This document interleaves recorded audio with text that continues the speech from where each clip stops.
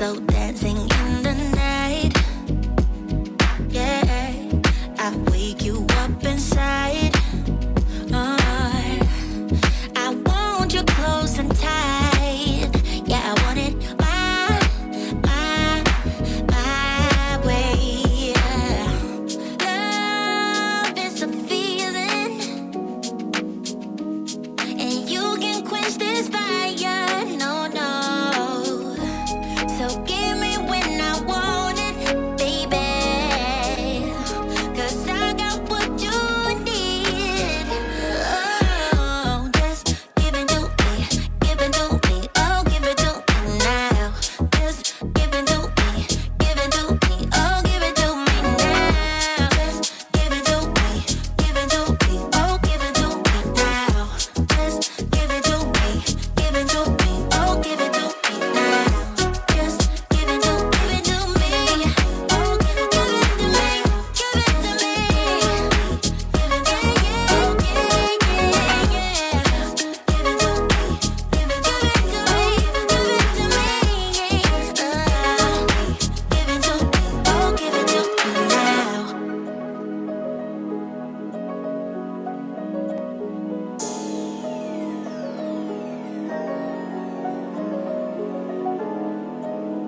Hey, so tell me what it is, what you want from me, what you want from me. Tell me what it is, don't tell me what it ain't. They try to throw salt, it just made the pressure raise. Going through a phase, gotta get myself out it. Don't talk about it, boy, they said you gotta be about it. So I be trying to face the world head on. Front seat riding, cruising down the meadows. Pedal to the meadow, cool breeze blowing down the windows. Calm trees, blowing trees, get that boy some headroom.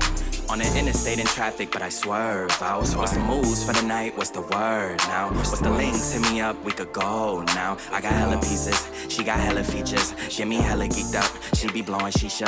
Reefer on me loud, hope them boys don't Okay, creep up. perfect. Got like If 2 you do, I minutes. speak up. Cool. In my own world, I don't try to Girl, tell me what you want.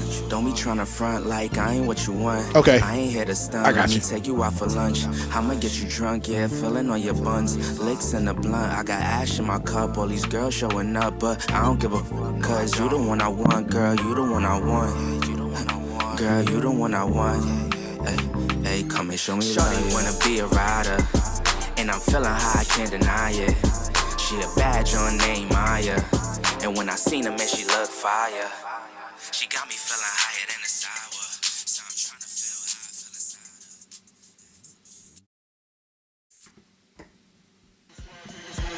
inside. Like It or Not with Benjamin Dixon starts now.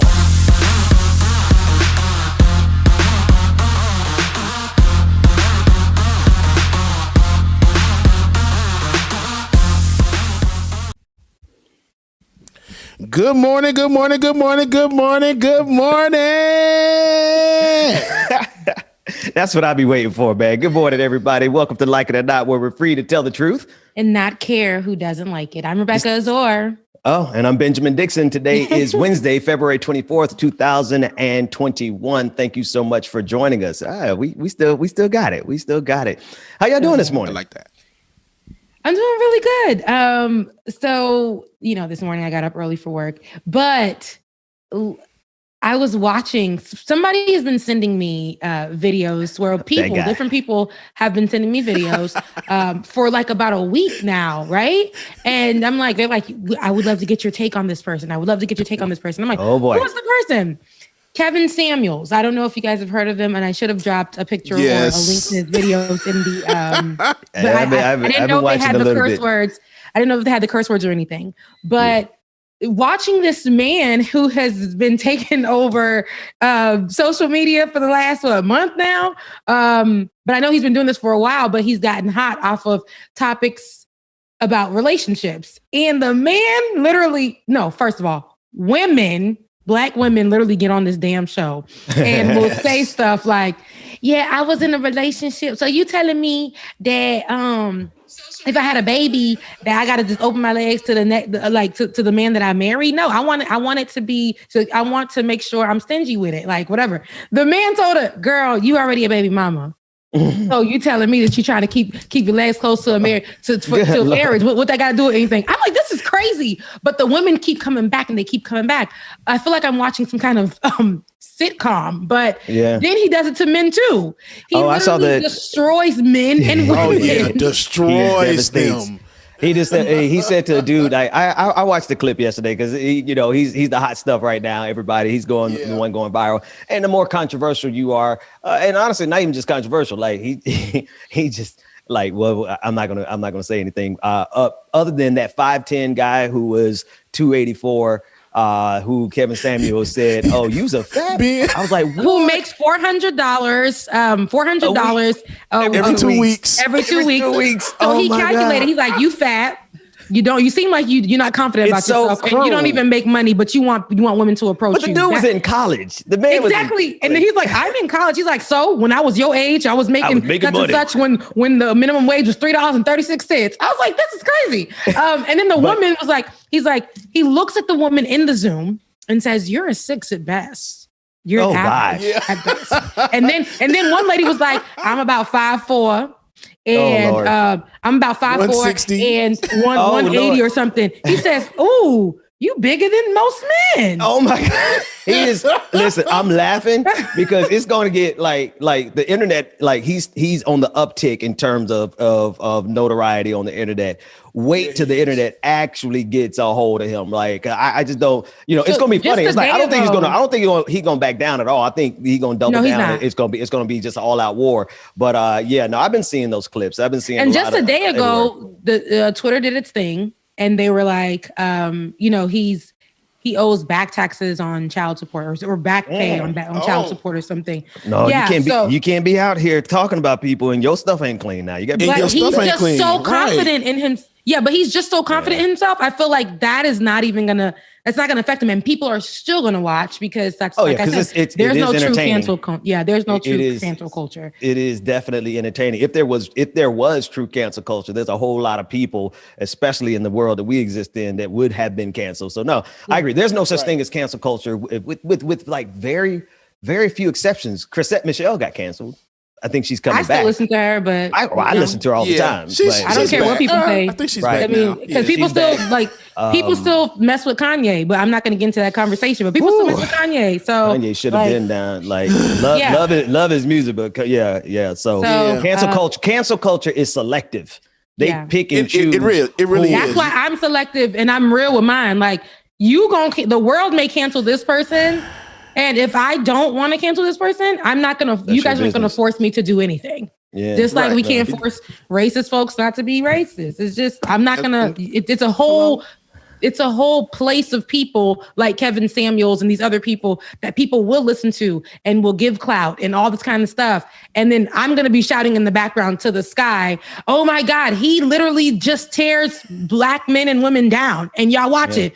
But they're gonna be like, "Girl, no, he don't." He's gonna I'm not fighting nobody in the comment section no more. Like, it's just not a thing for me. Well, I mean, I'm not even just the comment section. Like if that's what that brother wants to do with his platform, that's what he's gonna do with his platform. More power to him.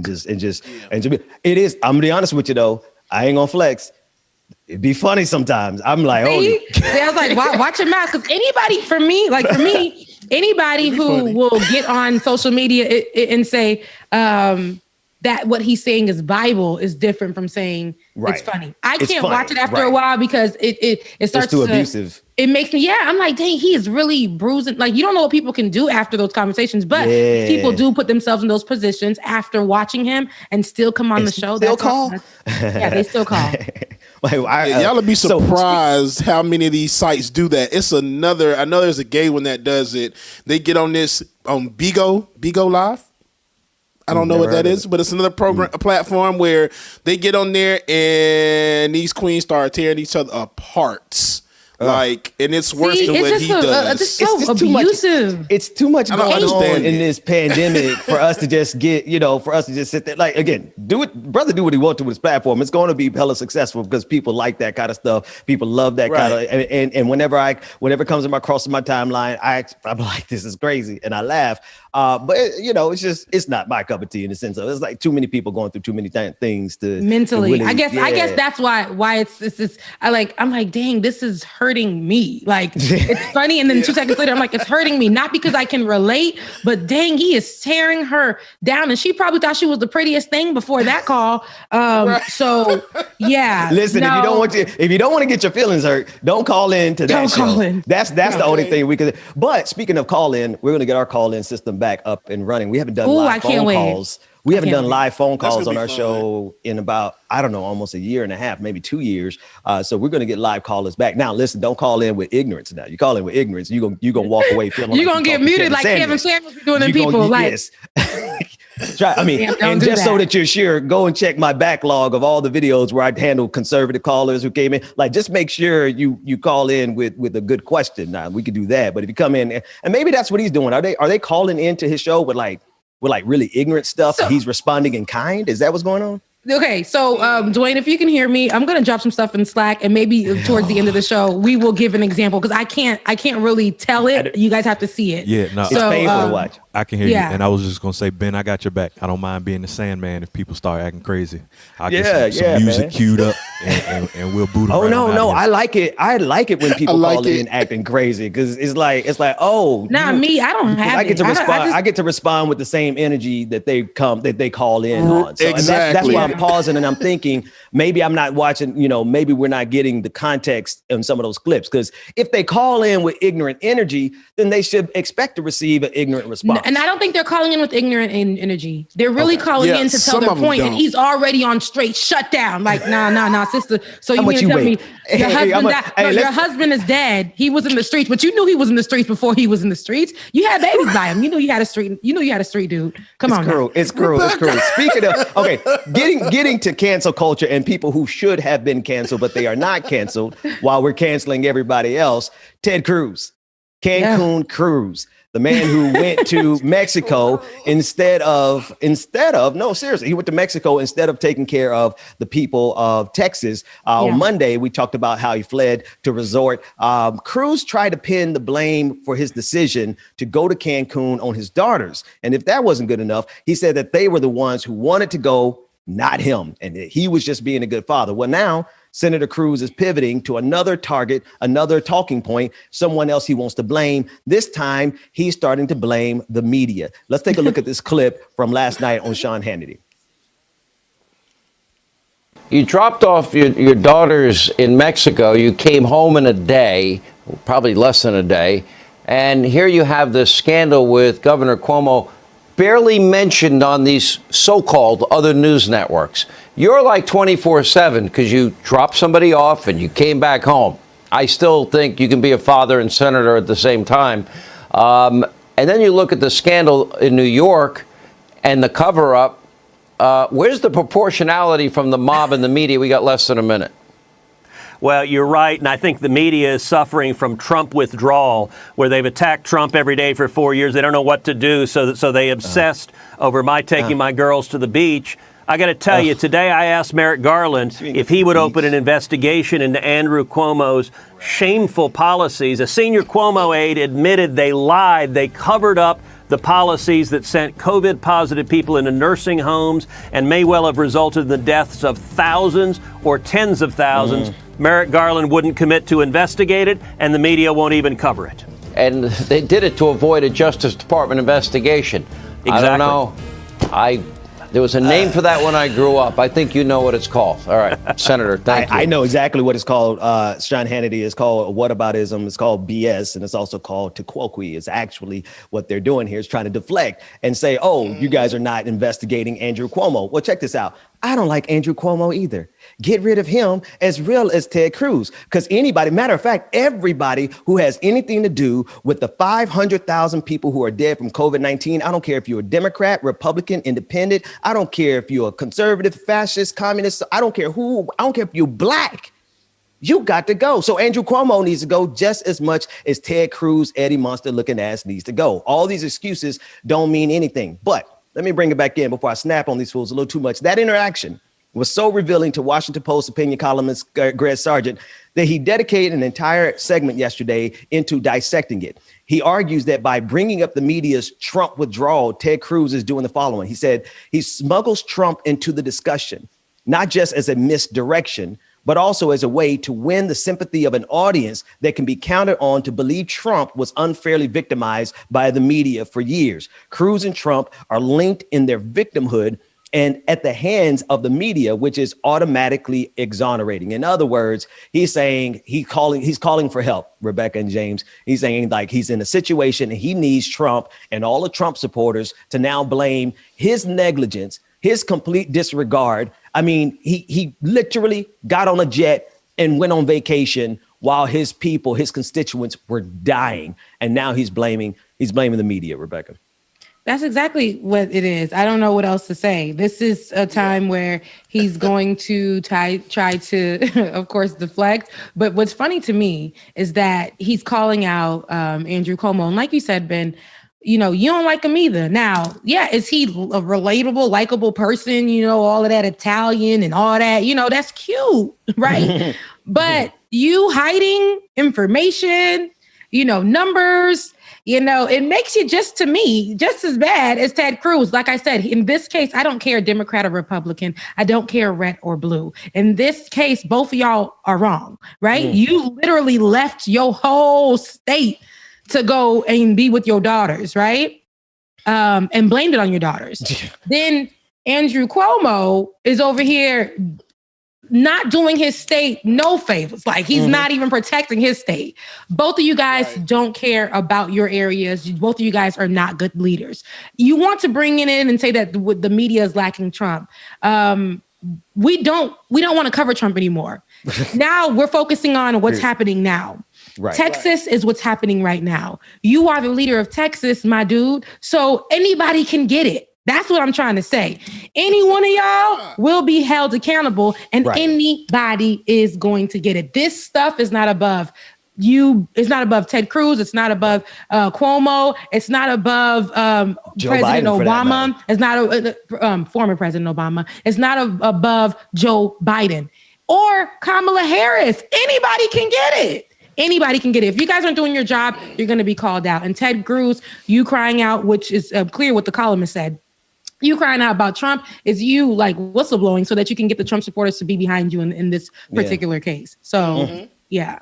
And that's, honestly, I have and I tweeted last night, and I'm very serious about this, folks. Like if somebody had told us at the beginning of the pandemic back in February that in less than a year or a year to the date, over 500,000 people would be dead. I think at that point we could have handled it. I think maybe that number at the beginning would have scared people enough to do anything and everything they needed to do to protect themselves, with the exception of the fact that this government has not provided anything for people to be secure in this insecure moment. In other words, the government ain't writing us checks. And so there's people who literally have no choice but to go out into this pandemic. And those people are included in that number of 500,000 people. But I wonder if we knew a year ago that 500,000 people would be dead, how would we have handled this differently? Because at this point, I think the water, and it's like the frog in the pot scenario where the frog doesn't realize it's getting boiled. I don't think the American people really understand the level of trauma, the collective trauma that we've gone through, because I honestly, James and Rick, I honestly do not know how this government is still standing when 500,000 people are dead. I see, to me, that just doesn't calculate. It really broke my brain this summer. I'm like, wait a minute. You mean to tell me this government can get away with neglect to the extent that 500,000 people are going to die? And you got people on Twitter who are so-called revolutionaries, so-called, worried about the cancel culture. You got all these intellectuals who spent the time this summer worried about whether or not this New York Times columnist Barry Weiss was going to get canceled. And instead of focusing on the fact that the president of the United States at the time was bringing down y'all remember what he did during George Floyd protests, how he just stormed and cleared out that protest in order for him to do this photo op, completely disregarding this constitutional system. Simultaneously, by that time, I think 250,000 people had died. My question is when will the people have had enough with the amount of deaths that are being caused by this government's neglect? That's my question. I don't know how to, again, like, I know I always start off some of these things like, how is this happening? It's so crazy. Yeah. But they let 500,000 people die. Yeah. And under Trump, so much happened that shouldn't have happened within the government. So I don't know if I can say I'm shocked, but I just look and say, how do we still have this government? Because it doesn't bother people that much that 500,000 people are dead. It doesn't bother people that much that for a long time, Trump led under white supremacy. And he blatantly disrespected Black folks and assisted in a clan of police officers joining together to disrespect more Black folks. And, you know, it doesn't matter how many times we get it on camera, right? They're still going to be like, police lives matter. And, you know, always. They're still going to try to make it seem like, blue lives matter. And they're still going to try to make it seem like we were calling us saying Black lives matter is disrespecting everybody else. When I look at the government, I just kind of, I don't know. There's nothing there for us. They don't care about the people. Look how they did us in the pandemic. It's just so much I can say. So, but there are people who will always protect the government and who will always see it through, no matter how many times that we can break down in the simplest terms and have the background. That's why I don't even care to give it anymore when I'm tweeting or something. I said what I said, because if you just look at the world today, you see the government. Look how they treat us in the middle of a pandemic, and people will still say there's systems and there's rules that we need to follow. Are you kidding me? Like, there are rules and legislations and things like that if we were following today, Black folks will still be treated even worse than how we're treated now. So please. Like how do you expect me to pay taxes and you ain't doing your job for the people? I simultaneously have to pay taxes and give to charity and all this, and I ain't got that much money. So I'm giving like the bottom of my coins here to do my job, to donate to people who are and then you want me to pay. It's the government's job to do this. It is the United States government's job to provide for the people in times of crisis. If they cannot provide us security, why does it exist? Why does it exist? And you know why it exists? It exists to the benefit of people like Ted Cruz, people like Jeff Bezos. We're going to be talking about Amazon here in a minute. It's here for the benefit of the people who are not even affected by this. They're sitting in their ivory towers. They're sitting in their luxurious homes. Hell, some of them are getting ready to take rockets out into space, and they don't care about the essential worker. They don't give a damn about those 500,000 people who died, because if they did, they would be doing something fundamentally different. And Rebecca, one quick thing about what you said, it is rooted in white supremacy. It literally is rooted in white supremacy. It is how this government has sustained itself. This is how this powerful cabal of leaders have sustained themselves. It is the same thing that Bill O'Reilly said on his show years ago, that America is run by white Christian men. And that is exactly why they don't care. They don't care so long as their core constituency is taken care of, which is rich, white, Christian men. Yep. As long as those people are taken care of, to hell with the rest of us. Matter of fact, go ahead. Yeah. And like Bubba, you know, we still in the game. We still in the corporate game. When you look at your check every 2 weeks or whenever you get it, you realize, how much is being stripped from us. And we still, during tax time, especially during this pandemic, I can't lie, I chose to opt out of them taking taxes, and they still took taxes, but I still owe them money. Gotta get that money. So that's what I'm saying. They still took taxes from me, and I still owe them money.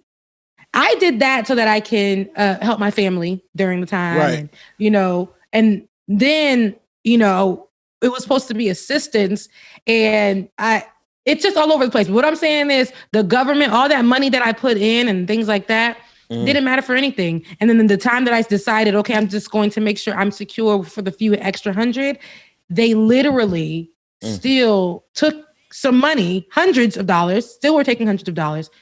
And then I tried to do my taxes to get, you know, a good little coin like everybody else during tax season. And they told me that I owe God, Jesus, Lord. And this is my first time ever owing in my life. Get you a payment plan. Get your payment plan with the IRS. Yeah. Go ahead, James. Rebecca, and I know what you're talking about, sister, because I did the same damn thing. I had no choice. It's just me, child. I got to pay these damn bills, so I feel you. And the same thing, they took out that extra $100, $200. Like, wait a minute now. Okay. Yeah. And of course, I still owe. So yes, and that's crazy. And I calculated how much I was taking home from my corporate job. I calculated at the time how much I was taking home. And then I was like, this don't seem right. So I got on the computer and I went on to the website. They will show you proudly how much that you only taking home 65% of your check. Yeah. 65 to 70% of your check. Yeah. They will show you that proudly because they give you benefits. Don't get me started because I will. I literally have a whole had to show go just on that. You know that I literally during this whole panoramic, okay, I literally had to go because I decided to take off time for me and my mind and my health and just a breather. And I was supposed to take a month, right? They approved it. All of a sudden, they tell me, oh, we're not going to pay you for that. And if you do want to get paid, you need to put in a word with us, but it'll take 45 days. What? So now, yes. Yeah, I can't make this up. And they make it seem like, because you wanted to know they watching, right? Yeah, I do. And they make it seem like, because you wanted to go get help and you search for help and all of this stuff, like, oh, the little help that we did give you, that's enough. Like, look at us. Everybody else ain't helping their employees like that. But I'm like, you guys have to understand, like, they don't care. Dangle this help over our heads and make it seem like it's a doggy treat. Like, I'm not an animal. Exactly. I literally work. The money, my taxes and stuff go to that emergency fund. So when the employees need to take time off, it should never be 45 days to get them the money or whatever. You should be giving it to them there. Y'all got it. It's been sitting there for us. Years and years of no emergency. It should go to the employees. But that's the point, right?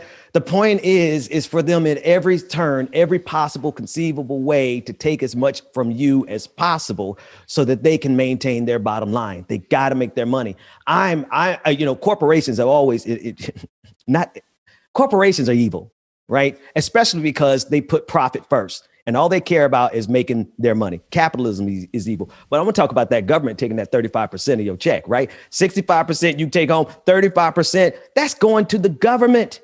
That's going to the people who are now telling us that they can't help us get out of this pandemic.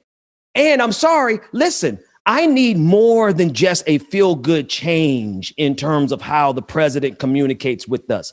Super glad Donald Trump is gone. Excited, ecstatic that he's gone. But I don't need you to tell me you care and you ain't out here saving these lives because 100,000 people died last month. And I need you to act, Joe Biden, as if that counts. I don't need you to just be emotional with us. I need you to do something. Shut this shit down.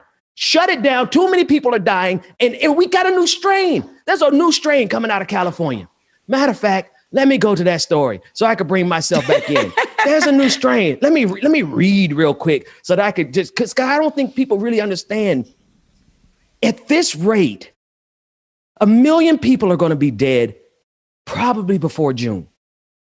Yep. How? Yep. How does that not break us?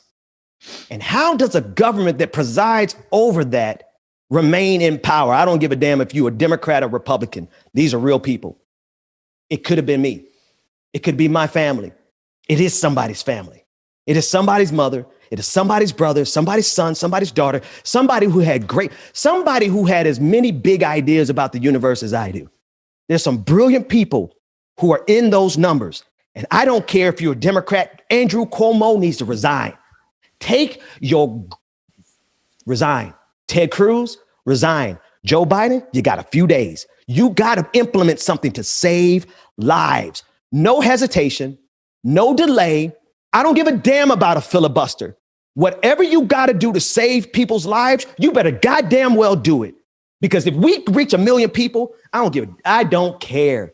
I will not care because I don't care now. The only thing keeping me right now is my kids. But there's going to be so many people who finally realize what 500,000 people actually means. And that's going to be it because y'all playing with our lives. You're playing with our lives. You're not just playing with our livelihoods.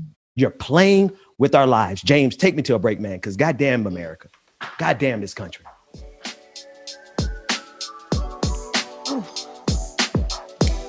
I'll be right back. Look, get me off the...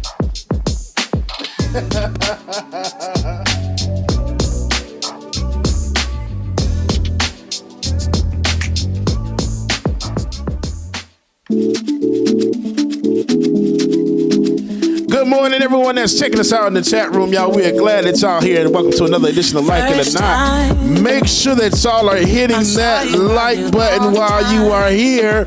Like, comment, share, subscribe, all that good stuff, all right? And in the way you look at me, I get nervous when you get close and my heart fills up with butterflies. And then you leave me speechless. My world turned upside down. Just say that you won't go and break my heart. Break my heart, don't break it now. Remember, it's the only one. Sensation, good morning to you. One I've got, don't break my heart. Don't break my heart. Nat A, good morning. Shout out to everybody that's checking us out this morning. Don't break my heart. Wanna tell you how I feel instead of keeping it all inside. So hard with you, I don't know why. Believe me, boy, I've tried.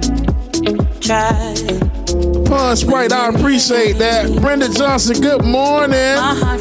Good morning, Mama Gwen, I see you. Peter, whatever I can do, man, I appreciate the love. Angela, good morning. Oh, I heart you too. Just say that you won't go and break my heart.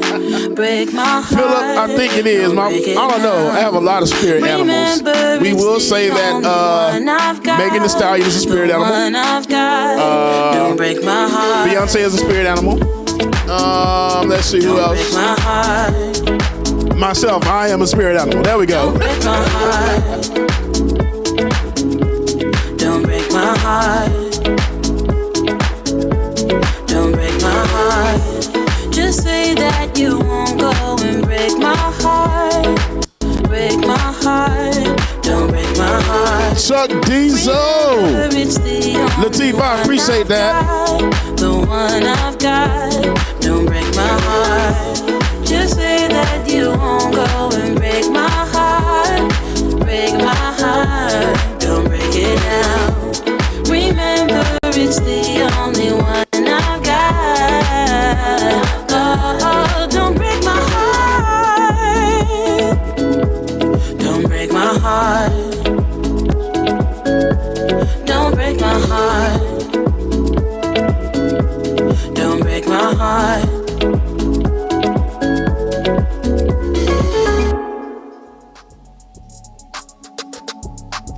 Purple Rain Hearts, good morning, good morning, good morning. Hey, y'all know I can be only me. Happy, that's it. But trust me, I go through a lot too. Well, coming back on the screen, my brother and my sister, Benjamin and Rebecca. Benjamin. You be smiling, hey man. Benjamin. Hey, tell them when they see us smiling, like we are literally smiling through a whole lot of stuff, right? This Right. joy that I had, the world didn't give it. You always gotta take it to church. That's the thing. Well, that's Ben's happy place. So I know that. And for me, it's like, Lord, like every morning, my friend wrote something. Science fiction is actually my really, really happy place. That's good. Church is the way I don't end up going to jail. Fighting people, hurting somebody. Yeah. Right. My friend this morning was talking about something. Yesterday.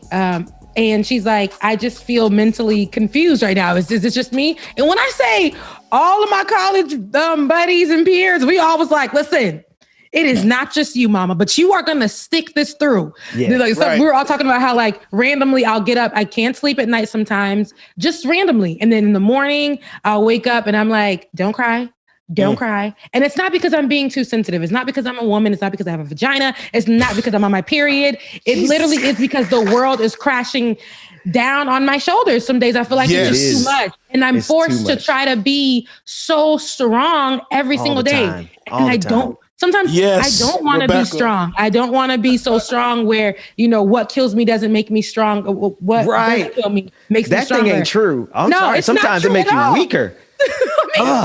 You're broken and you have to be able to admit that, hey, guys, I'm broken. Sis, take a day because I was just there yesterday. You need to take a day.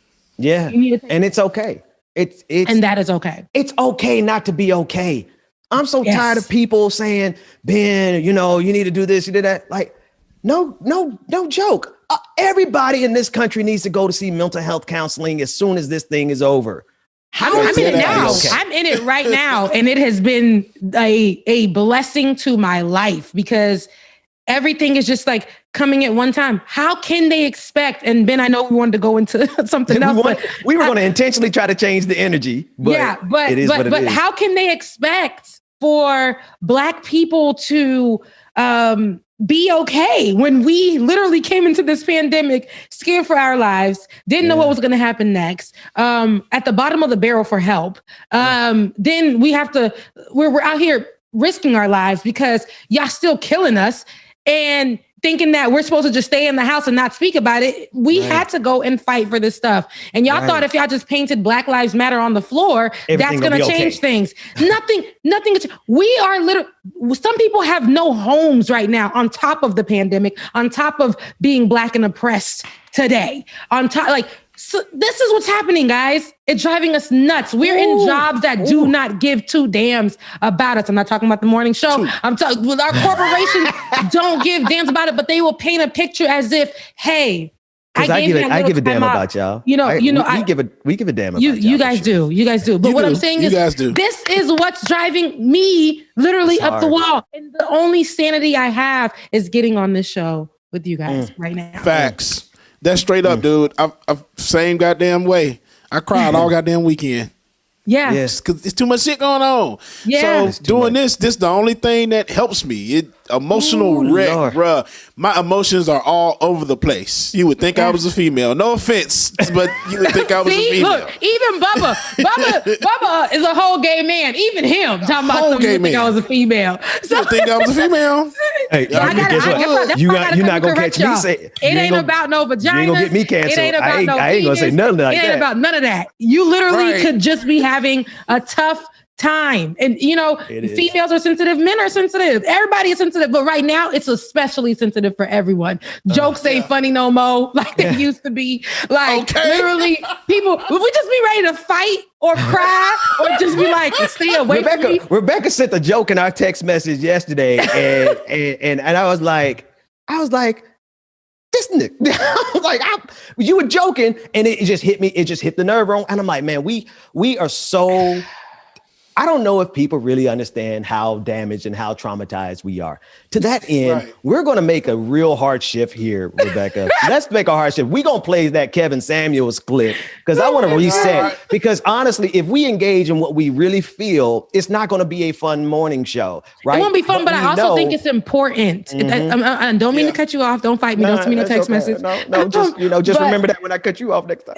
Yeah. But I also think it's important. I will remember that. But I also think it's important that we do share it because people that are watching are feeling it. Like they don't know that I'm working my job right before I get here. And the funny thing to me this morning was Kevin Samuels, but then I had to hurry up and because I felt tears coming down my eyes, I had to hurry up and shift to Molly music to give me some kind of joy, some kind of something, to come on here and maintain my happiness because there's so much going on in the background. But yes, shifting this hard shift to Kevin Samuels is going to be the thing. And it's only, we're only playing this. We're only playing this guy because we need to reset ourselves here, right? So let's see somebody. Let's just watch. Oh God, what are we about to play on this channel? Let's go. What do anybody want to do? Let's see. I'm intelligent. I'm motivated. I have my own business. I maintain my own lifestyle.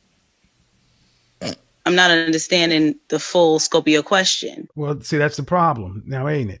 You just described yourself as a man. See, you got to understand what the men want. And nothing you said in there was anywhere close to being feminine, beautiful, inspirational, caring. loving. The way you're talking almost sounds like a dude. Better go back to your husband. That's all you got. Especially in New York. What part of New York? Brooklyn. That shocked you too, Dwayne? It's done. And how tall are you? I'm 5'4". How much do you weigh? 180. Goodbye.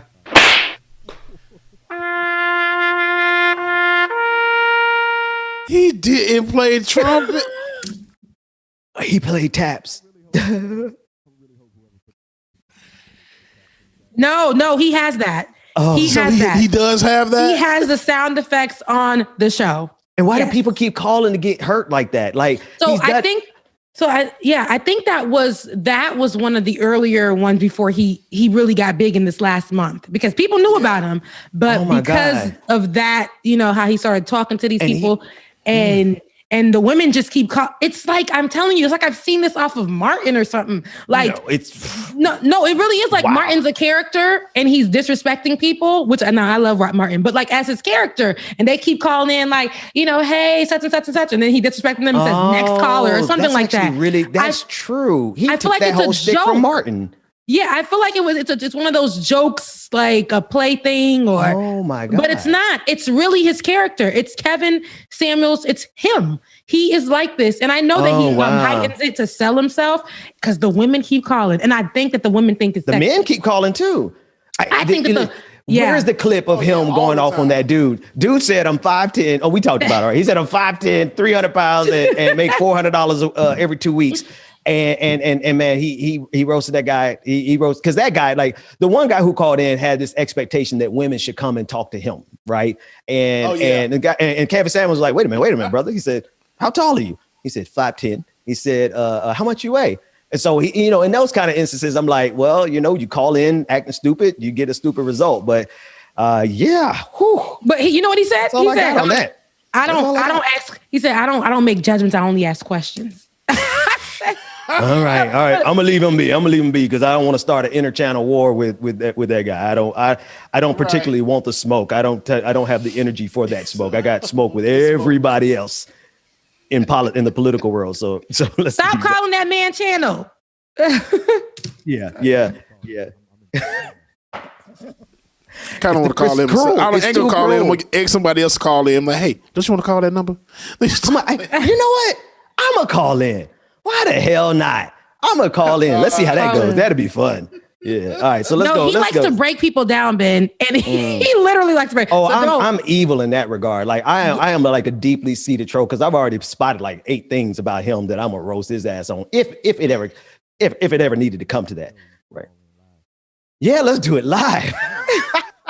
But it's not even anything about hubris. It's about like, hey yo, like we can't be doing people like this in the year of our Lord 2021 when the pandemic's out there, 500,000 people are dead. Now it's momentarily funny, but when you think about the damage that he caused that person when they get off the phone. I was damaged and it wasn't me. I was like, you felt damaged and it wasn't even you. That's crazy. That's something. I don't even forgot what. I know we got some guests coming on. We have a whole lot of great stories for you guys. And I just completely. This Ron Johnson guy, right? This insistence that the January 6th terrorist attack wasn't actually what we thought it was. Rebecca, you're following that story. What you looking at in that regard? Yeah. So during Tuesday's Senate hearing on the January 6th Capitol insurrection, terrorist attack, and they put it in comma because they know I was going to do that. Wisconsin Senator Ron Johnson chose not to ask questions, but instead to peddle a conspiracy theory that the January 6th terrorist attack didn't include Trump supporters, but the Trump supporters were provocateurs and fake Trump protesters. Let's take a look. Thousands of people I passed or who passed me along Constitution Avenue, some were indignant and contemptuous of Congress, but not one appeared angry or incited to riot. Many of the marchers were families with small children. Many were elderly, overweight, or just plain tired or frail, traits not typically attributed to the riot prone. Many wore pro-police shirts or carried pro-police black and blue flags. Although the crowd represented a broad cross-section of Americans, mostly working class by their appearance and manner of speech, some people stood out. A very few didn't share the jovial, friendly, earnest demeanor of the great majority.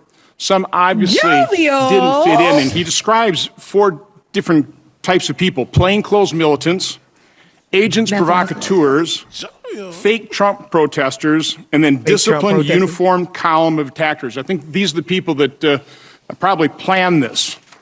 He goes on, the D.C. Metropolitan Police were their usual professionally detached selves, standing on curbs or at street crossings and exchanging an occasional greeting from marchers. When we crossed 1st Street Northwest to enter the Capitol grounds where the Capitol Police had jurisdiction, I noticed no police at all. Several marchers expressed surprise. The openness seemed like a courtesy gesture from Congress, which controls security. No police at all. Because the police was over there and part of the terrorists. They are part what of you talking about? The guy, they just got the police officer from the retired NYPD officer who was literally gouging out someone's eyes at this insurrection, a proud Donald Trump supporter, and they can't see him. Okay.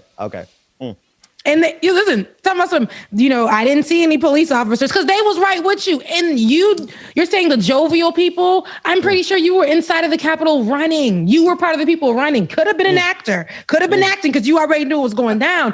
But you were in the Capitol running. So for you to say there were people out there jovial, that was literally, I think what was it? The rally that they did a week before that, they had a Trump rally and they were out there. They weren't jovial then. They were burning down the Black Lives Matter signs right after that. They've never been. So, exactly. So the fact that they want to paint this picture of his own people. Of his own people. And they sit here in these seats and they lie. They lie. Look at them. Look at them. The lies. This is 100% Trump country right there. Those are rich people who flew up in their jets, right? This is middle class, upper middle class people who drove up in their souped up trucks, right? And then there's some stupid poor people who are out there too, thinking that their way to get their freedom from poverty is to support the people who just gave the biggest tax cuts in the history of tax cuts to rich people. So you got a whole combination. Now one of them out there is joking, like he's Santa Claus. Like everybody out there is like they're too overweight. They're making it seem like Santa Claus was out there protesting on this day, or not. I'm sorry, we keep using the word protesting, terrorizing this country, treason. This is treason. This was an attempt to overthrow the government. Do you know that the penalty for treason? Like, is anybody really talk about the penalty for treason? Actually, is death. Right now, let some black folks have been out there. We would have been charged, tried, and executed on the spot. We wouldn't have made it to the steps. We would not have got off the boat. We would have. One black boy that was out there. His ass still in jail. Everybody else, they let go. And they know that this boy has mental issues, but this man's still in jail. And ain't nobody came to this man rescue yet. And I love my brothers, but man, you wrong, play wrong. What the hell were you thinking about? He forgot he was black. See, sometimes you get caught up. Sometimes you get caught up with all these ideologies, right? And all the ideologies sound really good. It don't just happen to conservatives, right? The black conservatives, because there's only a handful of them, but it happens around the board, right? You start listening to these people all over and over and over again, and you think that they really down for what they're talking about.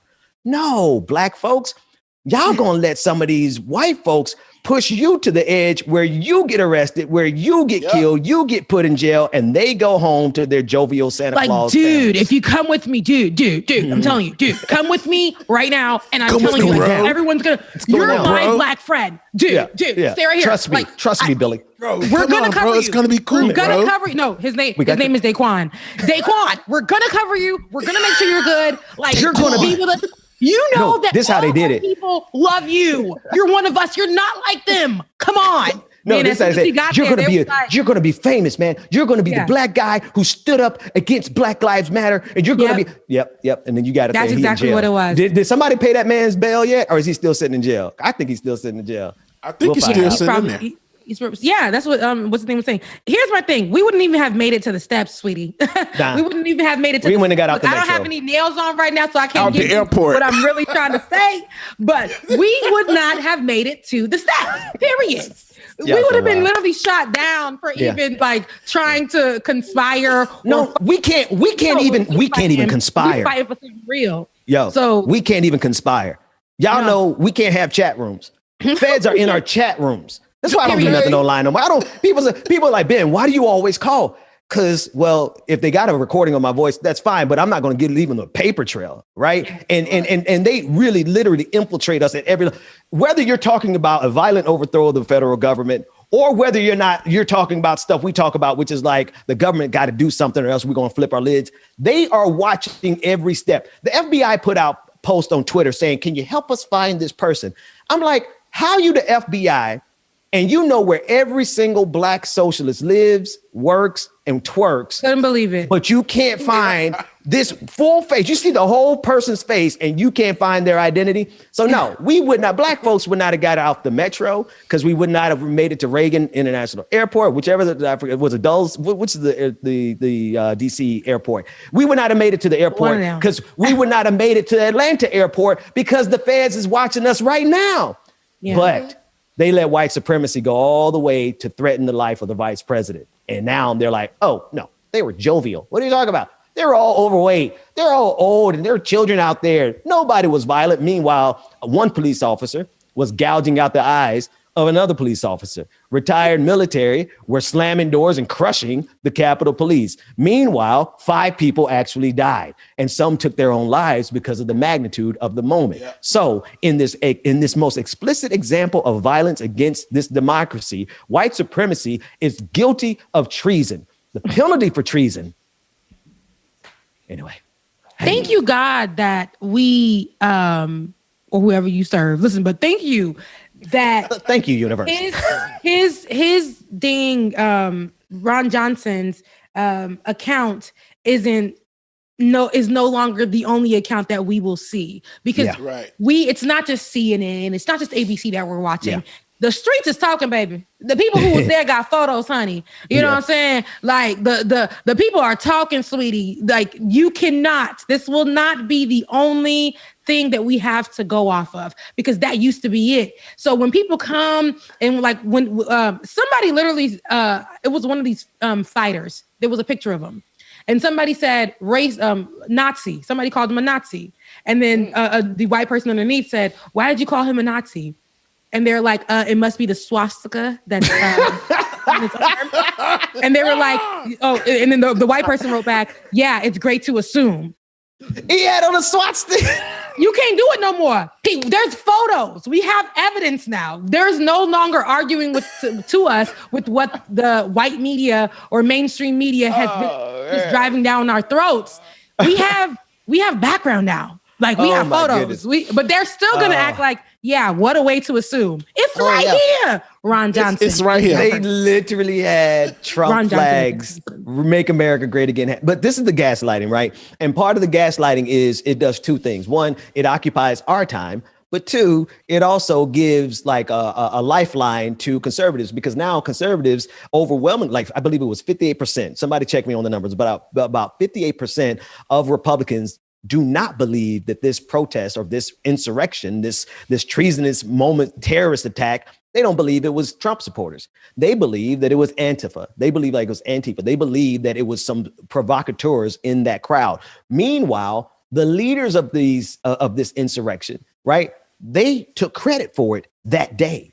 They were proud of what they did. The record is on the internet, right? You have all the people who were there super proud of it, Donald Trump being a part of it, and yet and still they want to gaslight us. But what does that do?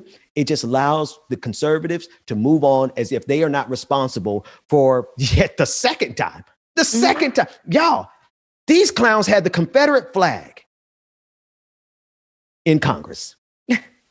The Confederate flag against which Lincoln waged an entire civil war to crush you into pulp, into nothing. Your heritage is failure. Your heritage is defeat.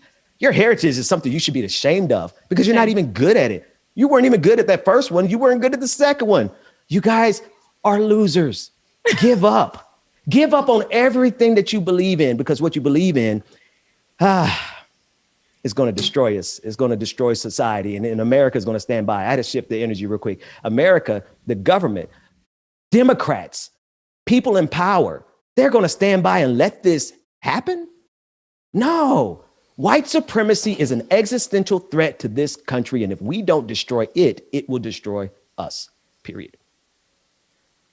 And with that being said, I really think that we should take a break because we have been on one all morning. We mad today. All morning. We are mad. I won't say and I won't say we're even mad today. I think it's more passionate today because we got stories to tell. And if we're gonna sit here and pacify y'all with our kikiing, you gonna get it. You gonna get a Wednesday or two with some real.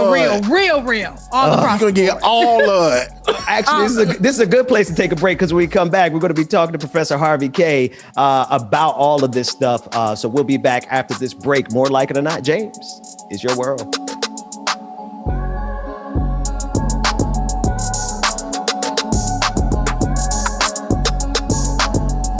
All right, ladies and gentlemen, don't forget to search for the Voices by Action Sprout app on your App Store or on Google Play.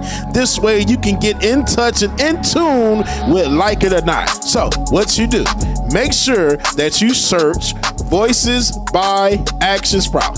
Voices by Action Sprout. All right. Once you get the app, get it downloaded. You want to use our group code 213756. Group code 213756 to go ahead and join the Like It or Not group. From there, you will be able to participate with Like It or Not. Send us videos, stories, pictures, whatever you have, and we can get it played on the air, y'all. So make sure you download the Voices app and join the Like It or Not group, y'all. Let's get it. Let's go. All right. I've been waiting all night. Kimberly Fraser, good morning. Watch you blow a mile. Somebody in the chat said, Ben and Rebecca eat a Snickers this morning. Cause you're not sober. Yeah. Now you know that ain't right. If you two knew you was coming over, that would be a problem. Yeah. If our friends knew undercover loving, they would try to solve it. Okay. Solve it, yeah. Me and you, what we do, it stays between me and you. Me and you, what we do, it stays between me and you.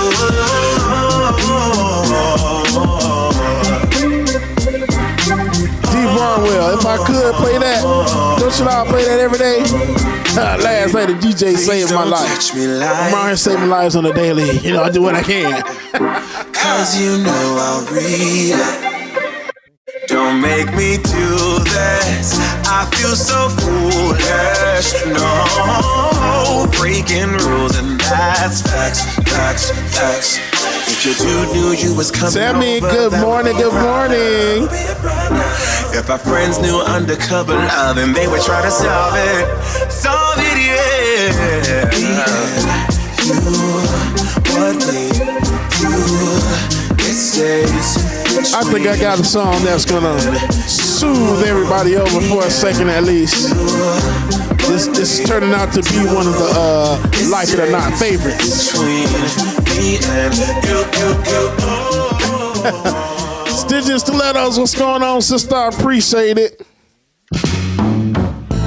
You left me stranded, looking like a fool. All those nights that way, just soothe it on out, y'all. Release your energy into the atmosphere and become one with the earth and the planet and the universe, y'all. Just let it go.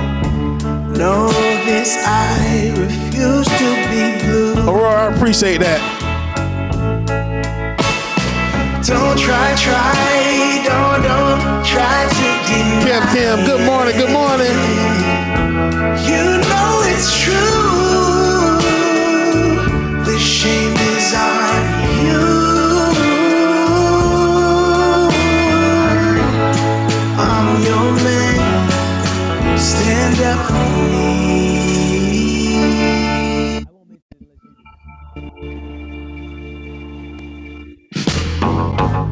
No apologies for days and weeks. It still amazes me that my mom knows how to use emojis and stuff in the chat like that. That's funny.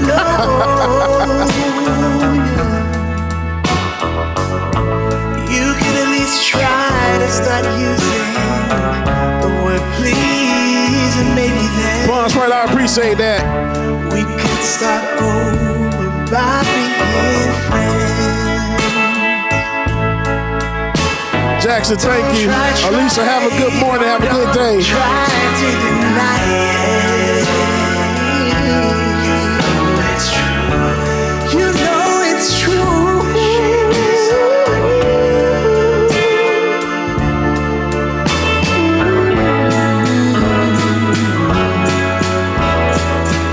The shame is on you.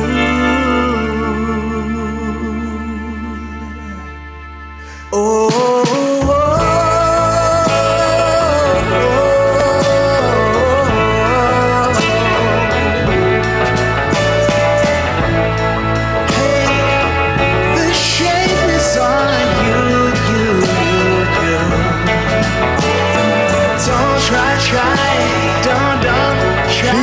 You're right. Mama got a whole lot of cards that she holding over there. I'm your man. Stand up for me.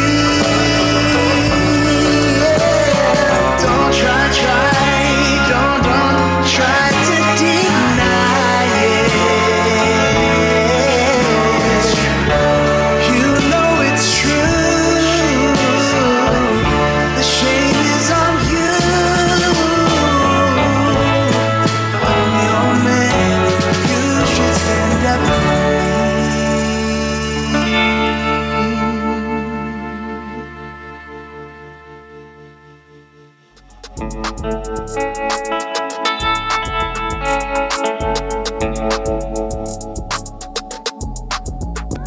All right, y'all, that is one of our favorites right there, y'all, as you can definitely see.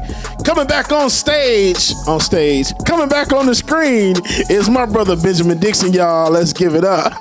Oh, man. Welcome back to Like It or Not, where we're free to tell the truth and not care who doesn't like it. Joining me now is a longtime supporter of mine and the Benjamin Dixon Show. And now this show is Professor Harvey J. Kaye, who is a historian, sociologist, professor emeritus of democracy and justice studies. And he's also the author of FDR on Democracy, a collection of FDR's greatest writings and speeches.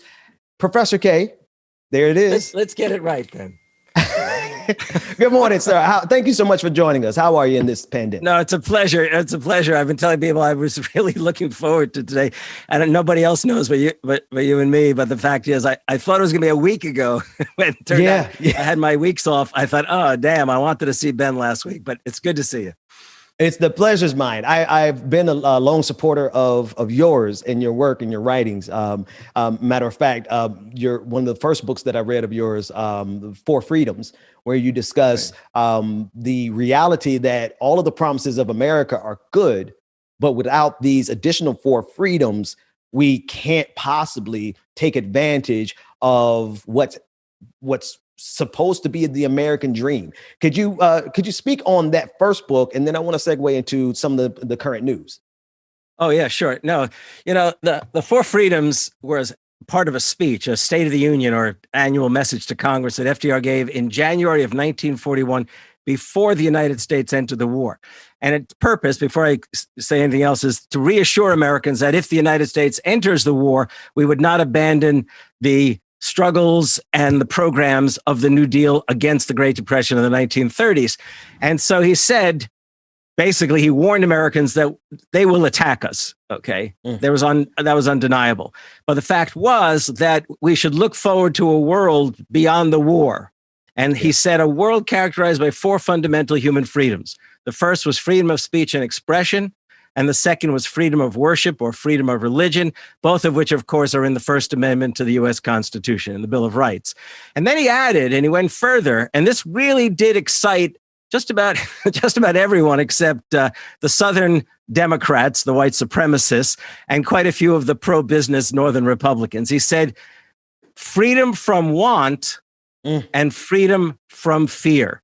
And these became in essence the slogan of the manifesto of the war effort, and it really did inform the struggles both overseas and at home of the greatest generation in all their diversity. Okay, that's important to realize, in all their diversity. Freedom from want and freedom from fear. That strikes to the heart of what we do here, because it's like It is the fact that we are in a state of perpetual want and need. Americans, humans across this globe, chasing after nothing more than survival. And then you couple that with the fact that the majority of this global experience for in the global South for Black and brown bodies across the global South is perpetual fear and fear of our drone strikes. I want to talk about both of those, but the first one I want to talk about is that fear or that freedom from want. On Tuesday, Senators Tom Cotton and Mitt Romney unveiled the details of their big proposal to increase the minimum wage from $7.25 to $10, not immediately, but by 2025. Under their proposal, this gradual increase in the minimum wage will be taking place across the longevity of COVID. I think that's some of their justification. Romney and Cotton's plan would require all employers to use the E-Verify system. So now, in addition to tying this pittance of an increase of minimum wage from 7 to 10, which is completely unacceptable, and the time frame is even more unacceptable, they're tying it to the xenophobia and the bigotry associated with illegal workers, quote unquote, illegal workers. Let's take it in parts here. Speak on the absurdity, because I haven't asked you about it, but I'm sure you agree. This proposal from Tom Cotton and Mitt Romney is just absurd. It's shameful. Okay, absolutely shameful that they could stand in front of the American people and even talk in those terms.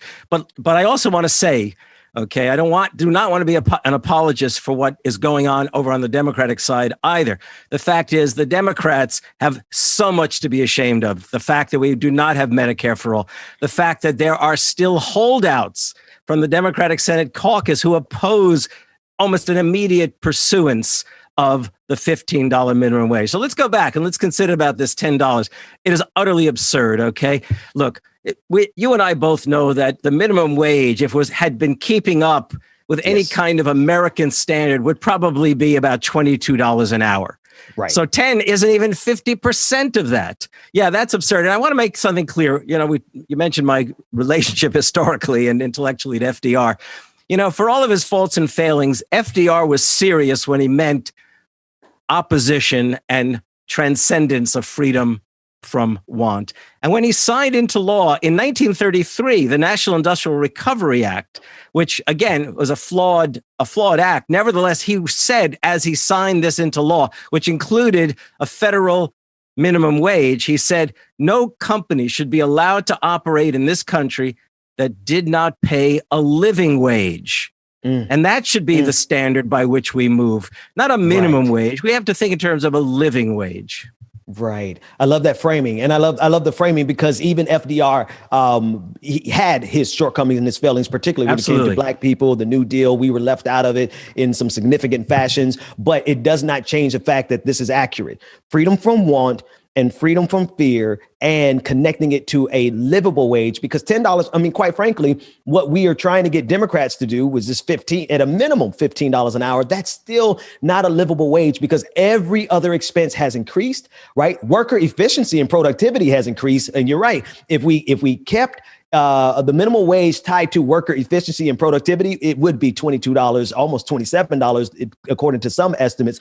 But all of that excess productivity, right? All of that excess wealth that has been generated by the workers across this country has gone to no one else but the top 1%. So the system is working exactly the way they want it to work. My question is how do we respond? How do we respond when they have this system, this government and the people who run it, the ruling elite, the oligarchs, have a vested interest in keeping us in a perpetual state of want? Okay, well, I'll start off with one thing, which is going to sound like the old throwback to the days of write your congressman, okay? But I mean it more seriously, and that is this. Look, I see too many contradictions inside the Biden administration. However, one of the things that I was really pleased by was that they did not name Bernie Sanders the Secretary of Labor, or at least that he resisted if they asked, because he is the chair of the Senate Budget Committee. And I see the fact over these years that the squad has grown in numbers. The Democrats are weaker, the squad is stronger. Bernie Sanders is chair of the Budget Committee. My feeling is that whatever else, at a minimum, you write to every member of the squad and you write by email or whatever means to Bernie Sanders and you tell them that you stand behind them. Bernie Sanders sends out regular messages indicating the degree to which the agenda he had as a candidate is still the agenda he has as the chair of the Budget Committee. That doesn't mean he rules the Senate. What it means is he has a great deal of control over the bills that come out of committee. And the fact is that we have to show our support. But let me say something else, okay? And this is really the key.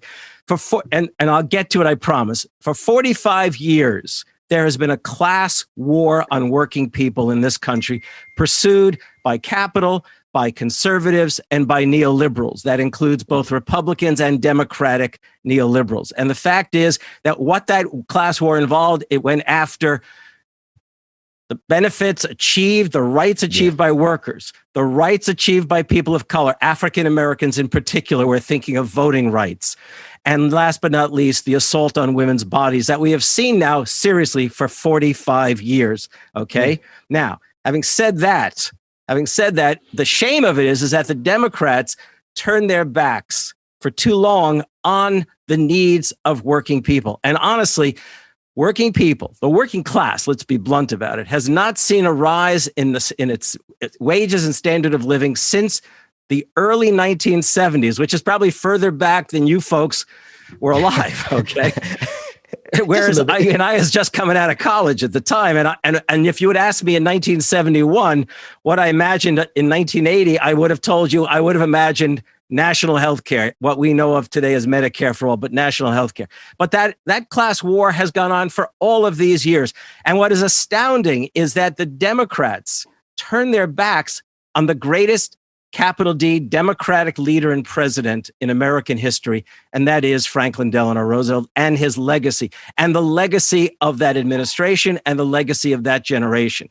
And in doing so, what they end up debating trivialities about where we go as Americans during campaign season. And in fact, even Bernie, to that extent, failed us by not having walked into the room and turned to them when they said to him, "You're going to bankrupt us, Medicare for all, minimum wage at 50, whatever it was." And he should have said, "You call yourselves Democrats?" Right. And he should have metaphorically brought FDR into the room. The fact is that we have got to mobilize.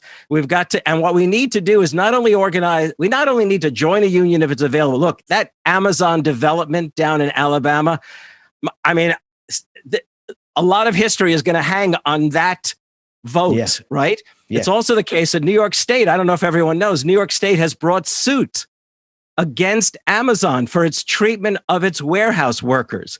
I have a particular interest in that because my daughter is part of the legal team in New York State. She's an assistant attorney general that is pursuing that case.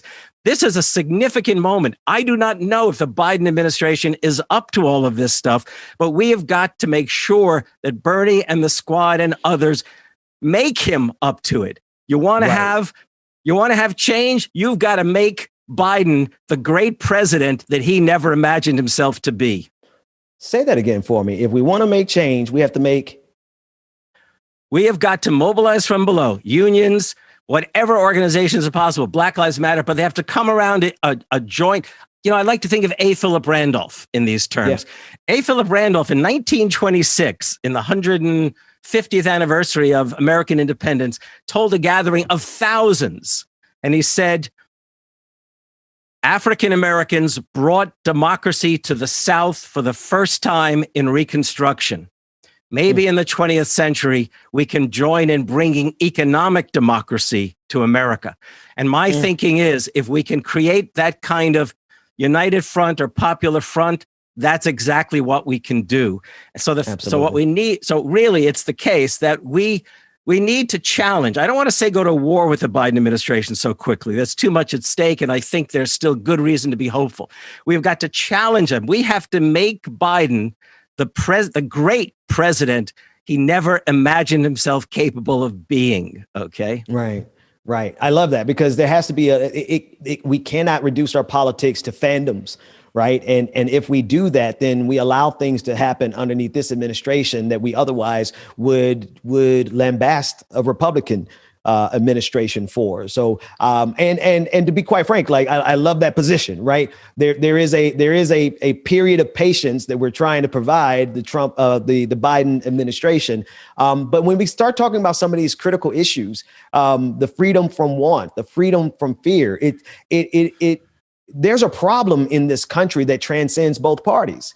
And we have to be really sober about it, because there are a certain level of policies that exist no matter which party is in power. And part of it really falls underneath that fourth freedom, like the freedom from fear. Like, what are we doing as an empire? Because America, the United States of America, is an empire. What are we doing to immigrants? The deportation.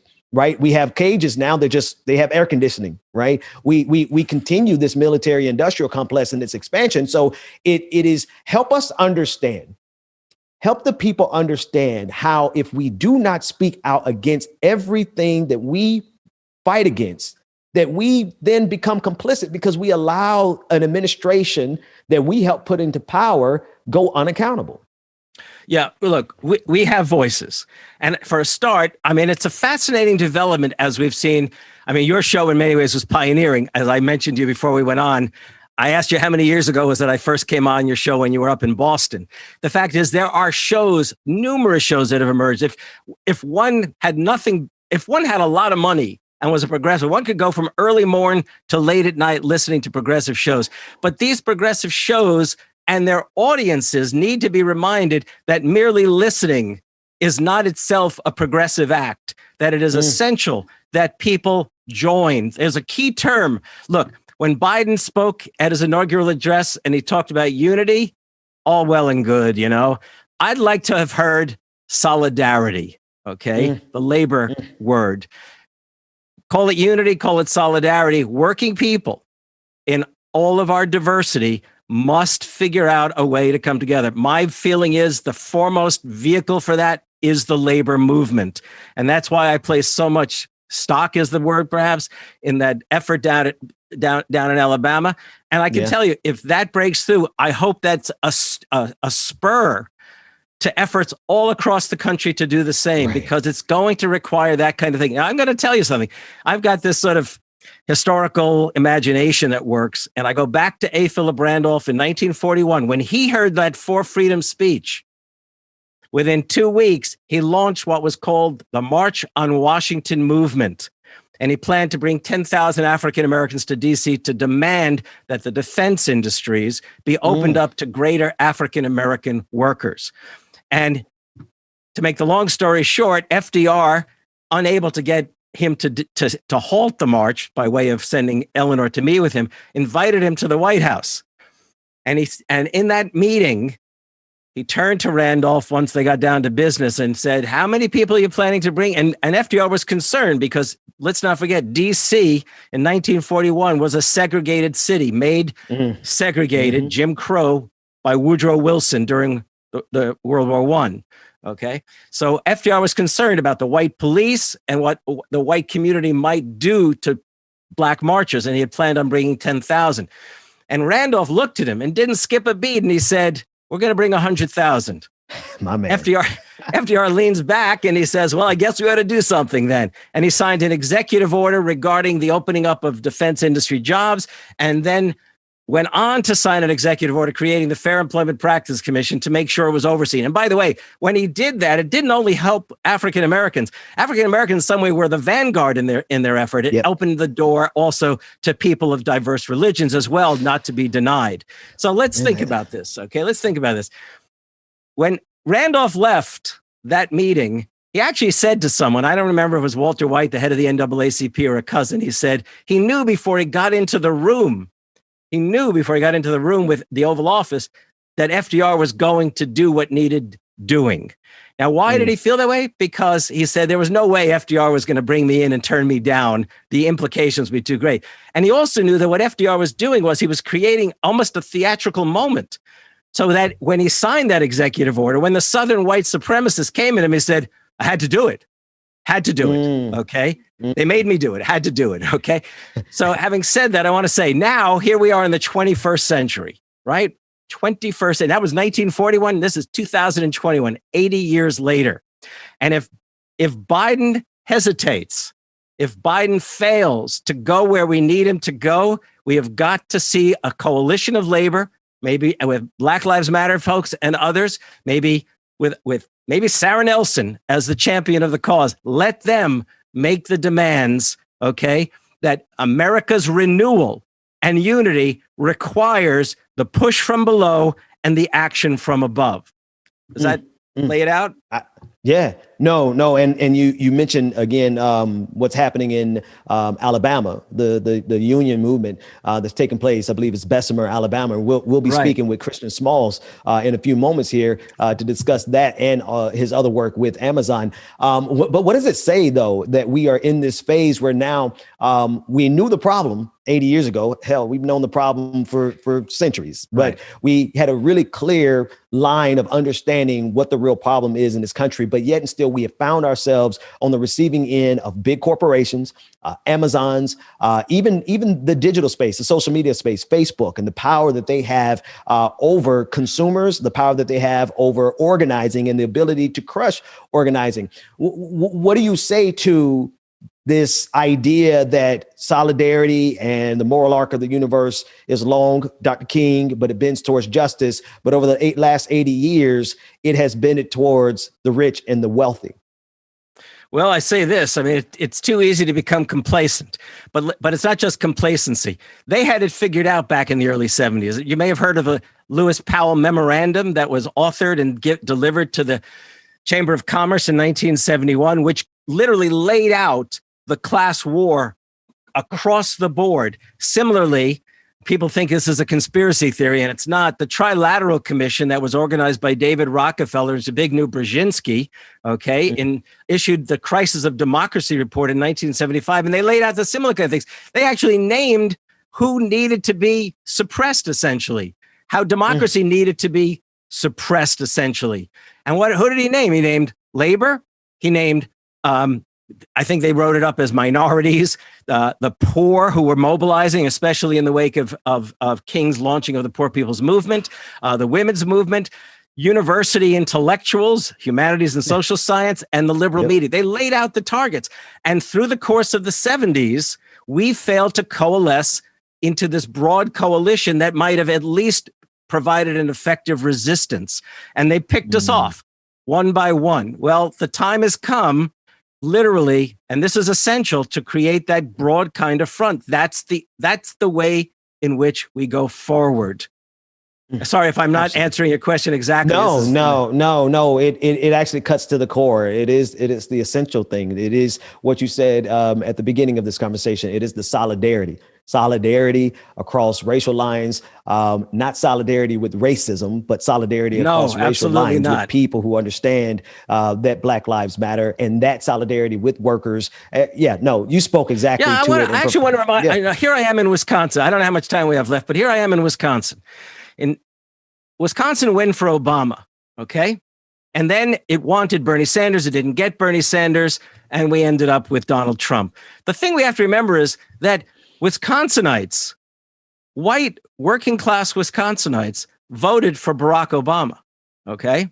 And what happened is they got so angry at the Democratic Party, and in essence, the turning of the Democratic Party giving their backs to the heartland, as we're sometimes called, that they would have voted.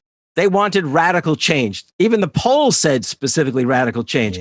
Had it been Bernie Sanders, they would have gone there. And this discussion would have been radically different, in fact. The point is that we have to recognize that the capacity to mobilize across race and ethnic and religious lines prevails. Look, whether you're native born or newly arrived in this country, we are the heirs to a promise that goes back to the revolution. However often it has been denied, the fact is the promise persists. And the fact that you and I are talking about this is a sign of just how that promise persists. Actually, now I do remember a conversation we had previously, really at the beginning of the pandemic, after the first, I don't know, 50 or 80,000. And you wanted to make the point, and I heard the point, that in fact, we are like, whether or not the founding fathers were white supremacists, but they had the Constitution.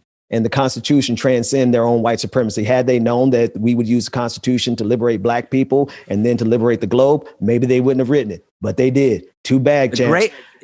Go ahead. Yeah. The great Frederick Douglass, who was originally a Garrisonian and would have welcomed the separation of the North and the South to keep the North free from slavery. He was taught in the middle of his abolitionist career to read the Declaration and the Constitution in a new way. And that was, it didn't matter the hand that wrote it. What mattered was the promise projected. Okay. And thus he was able to say in What to the Slave is the 4th of July, after he lambasted the denial of the freedom, to say that he still had hope because that promise was greater than anything. Professor Harvey J. Kaye, historian, sociologist, professor emeritus of democracy and justice studies. Thank you for joining me, my friend. Thank you, Ben. It's always great to talk to you. We'll be back after this.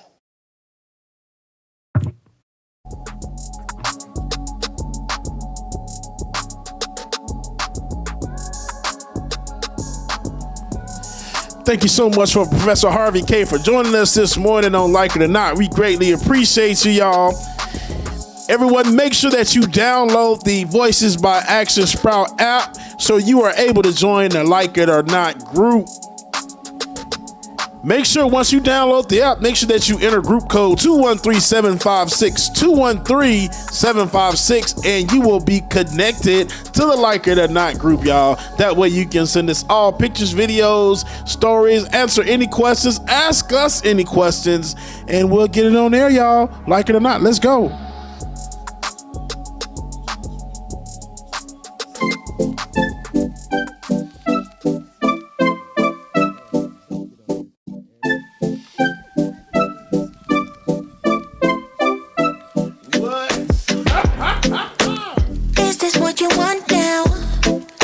You're looking for something better.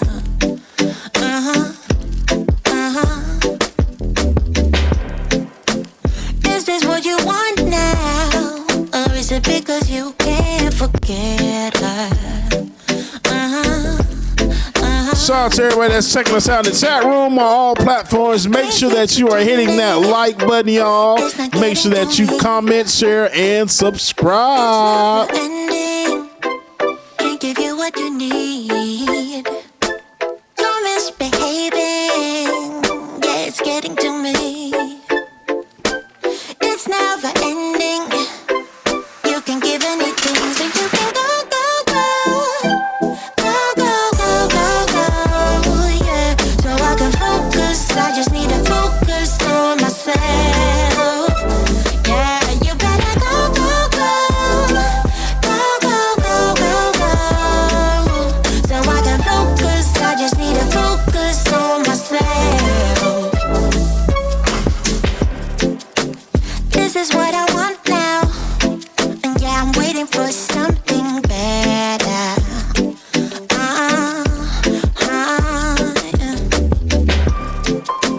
This is what I want now. No, I won't settle for anything else.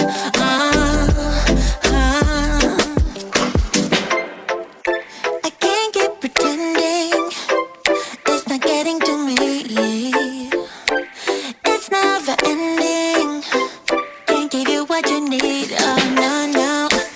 You're misbehaving. Yeah, it's getting to Tammy. me.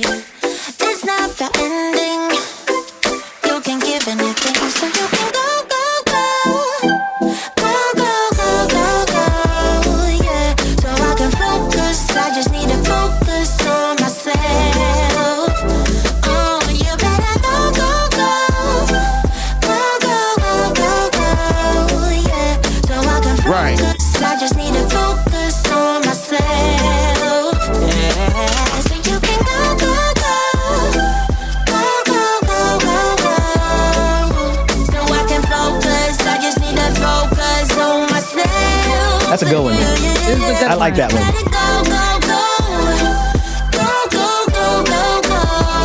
Wait, what did she say? Better go. Focus, I so I can focus on myself. Hey, that's a word right there. Just focus on myself, right? Okay. Come on, somebody. It's that type of week. Amen. Yeah. Ben said I talk too much, so I can't look. It's that type of week. It's been that kind of week. All right, Bubba Jakes. We hey, listen, I'm telling you, when we build our studio, I'm gonna have a Hammond organ in there. So y'all gonna play around. I'm gonna jump off the microphone. I'm gonna get on the Hammond and watch Bubba Jakes preach. That's what we're gonna do. Rebecca, if you do that, Ben, don't get me started, Ben. And then I'm gonna be doing praise team. I'm gonna be praise team. You gonna do the praise? Are you gonna be doing the praise dancing? Mm-hmm. Oh yeah, and then praise dancing because y'all know I get down with that. Because are you gonna praise dance or you gonna be praise dance 1 second and then you gonna start looking back at it because you go either way with you. That's all a part of me. I look back at it because I need to look back from where I came from. Look where he brought me from. Look where he brought me from. Come on. Anywho, let's try to get. We ain't got no sense. Before our next guest comes in. So this story might get us a little hot too. You know what I'm saying? So get ready for that. Yeah. But dozens of migrant teens boarded vans Monday headed for Carrizo Springs, Texas. The first migrant child facility opened under the Biden administration, which they tried to put out as something that's amazing. The Trump-controlled facility has been reactivated to hold up to 700 children ranging in ages from 13 to 17. Government officials say the camp is needed because facilities for the migrant children have had to cut capacity by nearly half because of the pandemic. So yesterday, White House Press Secretary Jen Psaki, thank you so much, had this exchange with Peter Ducey of Fox News about the matter. Before we get to this thought, though, I want people to be clear. I want it to be very clear that this thing that they're trying to sell to you is still the same thing. It's cages for kids. But let's hear what the press secretary had to say. Why is the Biden administration reopening a temporary facility for migrant children in Texas? Well, first, the policy of this administration, as you well know, but just for others, is not to expel unaccompanied children who arrive at the border. And the process, how it works, is that Customs and Border Control continue to transfer unaccompanied children to the HHS Office of Refugee Resettlement. That can take a couple of days. But because of COVID-19 protocols, the social distancing requirements, the capacity at existing Office of Refugee Resettlement shelters has been significantly reduced because, of course, you can't have a child in every bed. There needs to be spacing, and we abide by those spacing to protect the kids who are living in those facilities for a short period of time. And to ensure the health and safety of these kids, HHS took steps to open an emergency facility to add capacity where these children can be provided the care they need before they are safely placed with families and sponsors. So it's a temporary reopening during COVID-19. Our intention is very much to close it. But it's the same facility that was open for a month in the Trump administration. Summer 2019, that is when Joe Biden said, under Trump, there have been horrifying scenes at the border of kids being kept in cages. And Kamala Harris said, basically, babies in cages is a human rights abuse being committed by the United States government. So how is this any different? These are facilities. Let me be clear here. One, there's a pandemic going on. I'm sure you're not suggesting that we have children right next to each other in ways that are not COVID safe. This is not kids being kept in cages. This is kids. This is a facility that was opened that's going to follow the same standards as other HHS facilities. That is never our intention of replicating the immigration policies of the past administration. We need to find places that are safe under COVID protocols for kids to be, where they can have access to education, health and mental services, consistent with their best interests. Our goal is for them to then be transferred to families or sponsors. Okay. You gotta get me ready when I come back on. There's still more to the story, but this is just so much to unpack from her, which we will get to her in 2 seconds. But Jamal Bowman tweeted about it in early afternoon on Tuesday, saying, regardless of who's in the White House, the words migrant facility for children shouldn't be in our government's vocabulary, right? And then AOC tweeted about it later on as well. She said, this is not okay, never has been okay, never will be okay, no matter the administration or party. And this is what we have been discussing all day today. Right. We don't care who it is. We don't care what the color is. Okay. Wrong is wrong. We don't care what the party is. Wrong is wrong. This is the same thing. This is the same facility, different president. So this is the same facility, different name. You're caging children. You are caging them. And you're saying that, and you try to say, oh, you think because COVID-19, you think we're not going to protect these children during COVID-19? They were in terrible situations before as well, getting sick, dying. We didn't forget. Right. We didn't. Those conditions were bad. My thing is that folks, we got to be honest with ourselves, right? First and foremost, this kind of tongue in cheek. I don't know why anybody would want to come to America right now. Somebody needs to send a memo to everyone who's trying to get to the United States. Stay away. Not because we don't want you. We love you.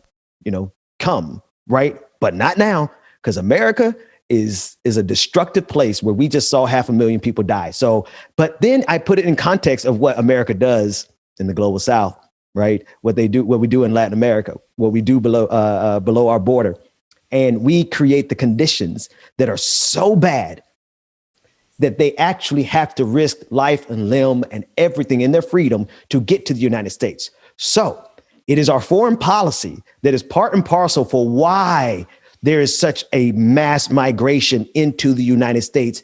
And you got to really put it into perspective, folks. It is so bad. What we do across the global South, in this case, particularly below our border, it is so bad that people will still risk their lives and limbs to escape the conditions that we fostered in their homes. That's number one. Number two, Democrats, Joe Biden supporters, y'all gotta keep it 100, because either it was okay for us to cage people during the Trump administration and it's okay now, or it was wrong then and it's wrong now. I don't care how much word salad they wrap around it. If you were upset with it then, don't make excuses for it now. That's all I got, Rebecca. I mean, that's enough. What, Bubba? Hey, I know. Because it was one part in there they called it refugee something shelters. They trying to give it another name for what it actually is. Right. Just trying to give it a nice name. Do better. They tried to make it do better. They tried to make it. Sorry, Ben, I didn't want to say no. I'm with you. They try to make it sound better. Yeah. They try to make it sound better, and it does sound better. It does sound better because they're not speaking in the xenophobic vitriol that they're not speaking in the bigotry language, right? They're not saying illegals. They're not saying all these things. But that's what I hear when I hear it. It's still cages. I hear illegals. Right. But if you talk about people, right. Well, I mean, obviously, that's still the reality, right? But they put flowery language around it, and she says it so patiently and so calmly. You're not going to suggest that. And because she's liked, because she has been a press secretary that's liked, right? She came in so far, young, and she's young, but I know you have a duty. For the president, you do. You have to have his back. You got to make sure that she ain't got no choice on that. Yeah, she has no choice, and I do understand that. But it's so crazy because now when you are being questioned, it sucks. I couldn't do that job. Yeah, because I'm going to be like, you know what? I told him. Truth is, we still caging him. What's going on? Wrong. Look, Robinette, it's wrong. Okay. How fast would you be fired? Right. Look. How fast would we be fired as press secretaries? I would never have made it to the damn. I would have never made it to the pulpit. I would have never made it to the desk. I never would have made it because I would have been like, see. No, I would have made it. I'd fake long enough. I would fake. I'm subversive. I'm a subversive ass dude. Like I will fake it long enough. Yeah, Joe Biden. Yeah, absolutely. Oh, all right. We got rid of Trump. America is still caging people. They're still caging children. That's the truth that I've seen. You would have been tweeting from the mic. I wouldn't even made it to the podium. They would have been on Ben's shoulder. Baby, log out for me, please. Hey, what's that from Scandal B613? Man, Joe Biden would have sent somebody out. I'd be out of here so quick and fast. They'd be like, we can't believe this dude. We trusted him. He got on this pulpit and told the truth. Yep. It's a press secretary's job to lie. And it sucks. It sucks for her, but it is. And but yeah, I wouldn't have made it through that. And because old boy came with the questions that were legit. Sweetie, in 2019, this is the same thing that he did. But Joe Biden and Kamala Harris literally denounced it. They denounced it, and here they are. Somebody help me remember the guy who was asking the question. I think he's I believe he's from Fox News. Which to me says, and people are going to use that as an excuse. Well, he's disingenuous. Yes. Very disingenuous. If my memory serves me correct, because I could be completely wrong, but if he had his mask on, I think he might be from Fox News. If he's from Fox News, he has no moral standing to ask any questions, but those questions were poignant. So, listen, not everybody is what it is. Fox News is trash all across the board. Trash. But there are some people who literally that I know who work for Fox News, who that's just the network they work for, and they are real journalists. They ask the questions. It's a rare thing, but they are there. So and they ask the questions, and his questions were valid. I mean, he was saying, and he had receipts. This is the thing. This is the thing, people. This is it, because there's always a thing. Mm-hmm. When you come with receipts, what can you do? I can't even get mad. I don't care if he was at Fox News. I don't care where he coming from. He came with receipts. Trump. We'll trash him. We'll trash him tomorrow because I'm sure he's gonna ask something that's in bad faith. But Trump built this cage. Trump built this cage, and Robinette came in and fluffed up the cage, gave it a little bit of swag, and it's the same cage that he said that he would not be a part of, and denounced the whole way that Trump did this and what he was doing to kids, and how Kamala said that this was a humanitarian issue. Was that what she said? It was something like that. Is it no longer a humanitarian issue? I don't know, because she's missing, so I don't know if she's going to say anything about that. And Joe Biden, President Joe Biden, has been literally following through on everything that he said. He doesn't even care if it was tweeted out. He doesn't even care if he said it on any because they're calm, they're relaxing, they're soothing. Yes, it is the opiate of the masses to have a nice, calm granddad as president. Yes. 100,000 people died last month. 100,000 people died last month. And cages are cages. Student loan debt needs to be canceled, and folks need a check. I don't care who you are. I don't care if y'all can come back with Barack Obama. I'm going to say it 3 times. I'm going to say it with a little more bass in my voice. We got to cancel student debt. People are still dying from COVID because y'all not writing us checks. And cages are cages, even if Democrats are doing it. That said, let's just do a quick 30-second break, James, and then we're going to come back and speak with Christian Smalls. He is a labor activist, and he has been taking it on the chin, leading a fight against Amazon. We'll talk to him in about 30 seconds. We'll be right back.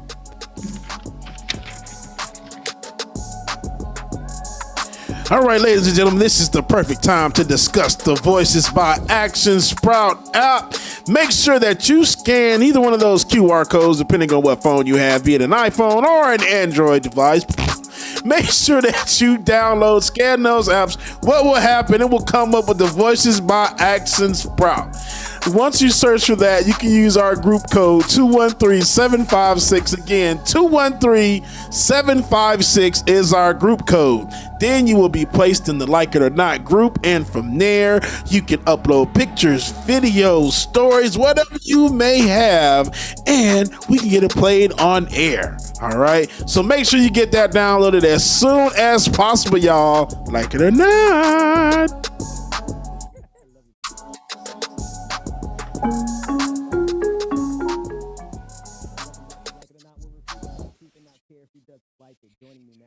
Is a young brother by the name of Christian Smalls. In March of 2020, Amazon fired Christian Smalls from his job at a fulfillment center in Staten Island after he helped organize a protest outside of his workplace. Smalls said that he did this to bring attention to unsafe working conditions at the start of this pandemic. Brother Smalls, Christian, how you doing, man? Thanks so much for joining me again.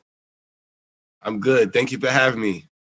My pleasure. My pleasure. I wanted to bring you on. We spoke at the start of this pandemic, and at the start of this pandemic, you made a lot of waves. And in fact, you became a primary target of Amazon because of your union efforts, your unionizing efforts, but also just, pointing and highlighting the fact that the conditions of workers in Amazon warehouse were atrocious and literally led to people catching COVID-19 and even some deaths. Can you talk about what you were working on then and what you're working on now with regard to this this union effort? Absolutely, yeah. Last year, as you remember, the height of the pandemic, New York City being the epicenter, I tried to be proactive instead of retroactive and protect my workers, employees that work underneath me in my department, in that entire facility from catching COVID-19. The company refused to listen. And as a result, 11 months later, you may have heard Letitia James has filed a lawsuit on my behalf. Over 250 of those associates at that facility have contracted the virus. And many of them came back to that facility within 7 days. So it just validates the fact that I was telling the truth the entire time. And, that somebody needs to be held accountable. So I'm glad that we're seeing that there's an investigation and also a lawsuit that's following up on that. So, where we at now, we're still trying to unionize. Alabama is the main focal point right now. I just came back from Alabama last week. And I think the media and everybody should be talking about that. Absolutely. And speaking of Alabama, Bessemer, Alabama, Amazon workers are voting on whether or not to unionize. And on Tuesday, actor Danny Glover joined those workers in solidarity, where he was invited by a local news station. And this is what Danny Glover had to say about what's going on in Alabama at Amazon. We take a quick look at that. Yeah, here it comes. Here to Birmingham. What brings you here? Well, I'm here to support workers who are employed by Amazon, who have a very important vote at this particular moment, and that's to vote on whether they want to have a union. And I'm partial to that in the sense that I'm a big union supporter and certainly been a supporter and advocate for organized labor and unions since I was a child. My parents were union workers. My mother and father were at the United States Post Office all of their career, and each and every point of that, they were involved in the union as young adults until they retired. Wow. So this is somewhat personal for you, I guess, with trying to convince people. Well, I'm just trying to support them. It's certainly the fact that a union doesn't need me here to ordain or to champion its purpose.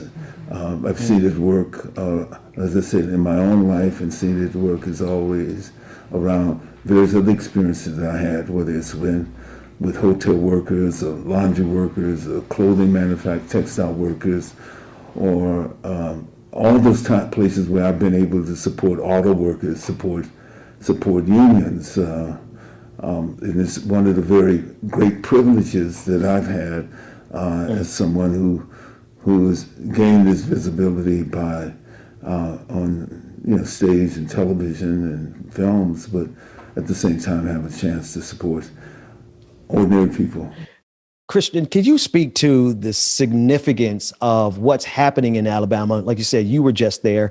Danny Glover was just there last night. It is a massive movement, and it's a movement against a tremendously, unimaginably powerful organization by the name of Amazon.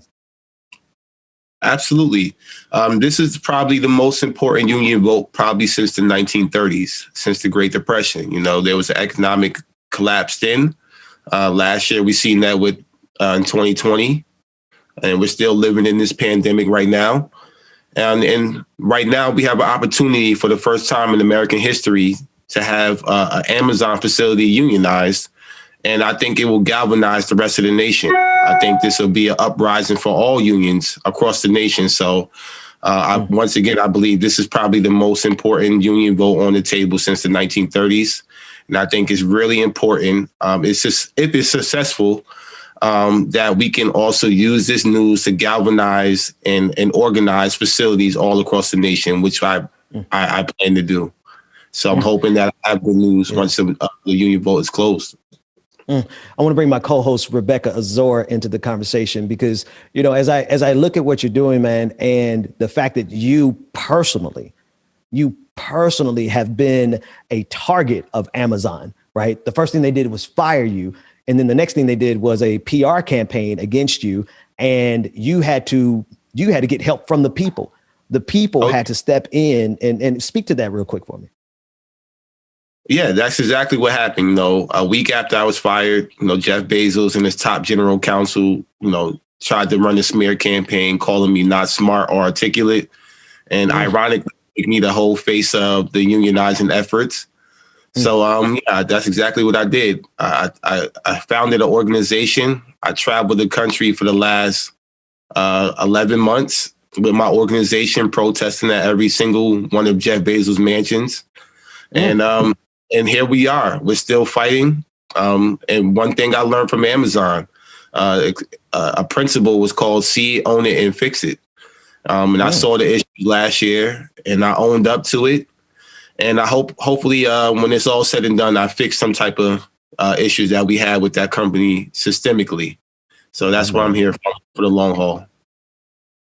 Well, that's definitely, Christian. Hi, how are you? That's definitely what I wanted to touch on as well, because it's interesting how they tried to put it on you when you decided to protest against the conditions that were there, saying that, hey, they're lying about the people that even have or that have tested positive for COVID. They have us in these conditions during the height of the pandemic. And all of the sudden, you know, they turned around and said they fired you because you were putting the workers' lives in danger, and that because of you, they were now testing positive, or they tried to put that rhetoric out there. How did you correct the story and make it yours and correct the narrative? Yeah.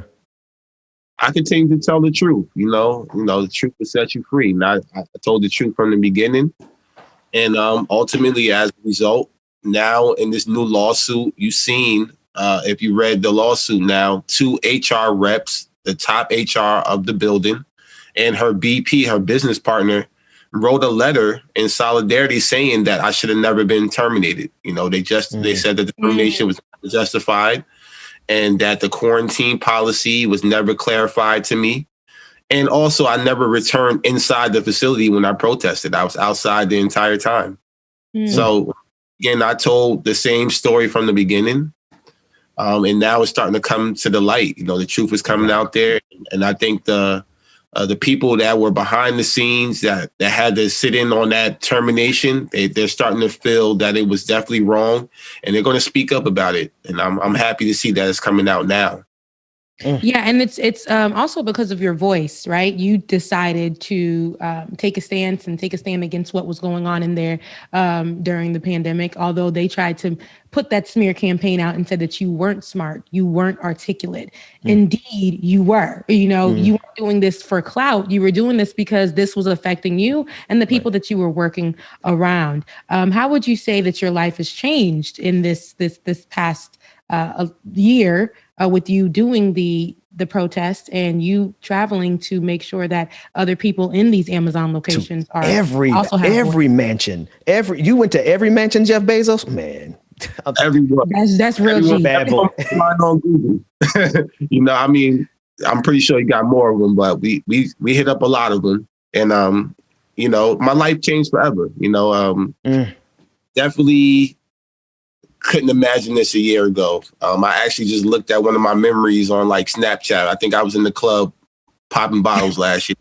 So, you know, I just tell people I wasn't an organizer beforehand. I was a concerned supervisor, obviously a father of kids. And that was my main concern, my children and my family. But I realized it's a bigger picture.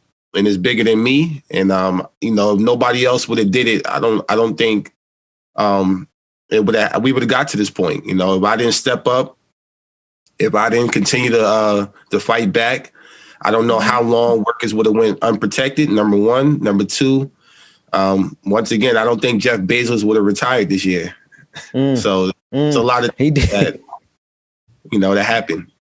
Yeah, I was say like he's the heat that's getting ready to come to Amazon. Jeff Bezos is like, I'm out of here. He stepped down from Amazon, but we still know where his mansions are, and we know where his money is coming from, and we know where all those facilities are, especially in Atlanta. They're everywhere. And in the last time we spoke, let me get off that train of thought because it takes me somewhere dark. The last time we spoke, you said that you also had difficulty convincing some of the workers at the warehouse to participate in this. A year later, and all the stuff that I know that they went through, do you think their minds have changed? And have you heard from any of them? And have any of them come that were hesitant before? Or any of them standing in solidarity with you now? Yes, we definitely gained a lot more support. Workers definitely seen the issues. They actually lived it. They're still going through it as we speak. There's still workers still contracting the virus, unfortunately. We had a worker who just died a few weeks ago from Virginia. Wow. He was a COVID tester. Pushan Brown, I had to raise money for that family. So we're still living with the same issues I was fighting on day one. But we definitely have a lot more support now, even international support, from Amazon workers over the world. So, I'm hoping once again with the union vote in Alabama, I'll have some good news after March 29th when the vote is closed, to come back up here in New York and start, organizing that building again in the Staten Island.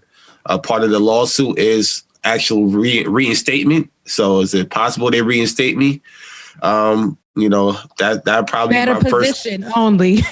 Better position only. We ain't taking nothing less, baby. Yeah. Nah, they needed. Yeah, man. Nah. Listen. Before we get out of here, because we're coming up on the half hour mark, but I want the people to support you. And tell them. Is your GoFundMe still up? Matter of fact. Right. So tell them about where they can financially support you and where they can follow you, and anything else you need them to know about your work. Absolutely. Yes. Follow me on Twitter at @shut_down Amazon. No surprise there. My organization at TCOEW on Facebook, Instagram, and Twitter at TCOEW. The GoFundMe is on my Instagram page. In the link is in the bio, Chris.Smalls_. Yeah. Christian Smalls, brother, thank you so much. I just want to say this while you're on air, before we turn it over to the DJ to take us out of here. Rebecca, if you want to get a last word, obviously it's your show. I'm just filling in. But man, one thing that I came to terms with over this pandemic was that the revolution will not be led by podcasters. It won't be led by YouTubers. Ain't going to be led by people like me. It's going to be led by brothers and sisters and non-gender conforming individuals like you who are actually out there with your lives on the line right now in this moment, delivering packages to the rest of us privileged people who have the luxury of staying this pandemic at home. So I salute you, brother, in solidarity. And also, Christian, like I said, they tried to count you out. It's just the theme for the week. Today, they tried to literally count you out, They tried to count you out back at that time, and you were just a supervisor that was concerned, but you pulled back up and you was like, who ain't smart? Who's not articulate? I'm fighting for people. I'm doing my thing. And you just been winning ever since. But the fact that you're doing it, by helping people, that is the biggest part to me. And when you are genuine like you, it's going to keep on coming. Like your heart is really, truly there. And I think that that's why it's important that people see this and they support you. It's just going to grow, and more power to you, brother. More power to you. Yeah. Thank you so much. I appreciate it. Solidarity. James, give us some soul music. Give us. It can be twerking. Give me something to look back at. Give us something. James, give me something to look back at and celebrate. Let's celebrate. We still got guests. We still got guests. Hey, Christian, man, we're gonna see you, man, brother. Thank you. Take care. Thank you so much, Christian Smalls, for joining us today, y'all. We greatly appreciate it, man. Stay up, brother. Keep up your good hard work, bro. Most definitely. All right, y'all. This is Like It or Not. We're gonna rock out for a couple of minutes, man. Play y'all one good track I've been trying to play all day long. Let's see. Let's go.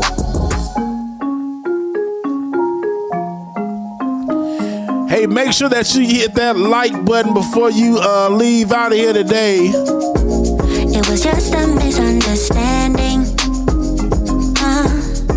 You waited in the rain for hours, and I couldn't say the right things. No, I checked your number twice, then I went home. But I wanted. And ladies and gentlemen, don't forget to download the Voices by Action Sprout app so you can join the Like It or Not group. Make sure that you use group code 213-756-213-756. Don't forget to search for Voices by Action Sprout, y'all. Send us in your media, your stories, your videos, your pictures, whatever it is you may have, and we'll get it on the show, y'all. Like it or not. Love is all around, so baby, what's your hurry? You don't have to prove us to anyone. You don't need to worry. Go down now, baby. Go down now, honey. Go down now, baby. Go down, baby, give it up. Of course we have trolls, fair. That's how they always do. Go down now, baby. Go down, baby, give it up.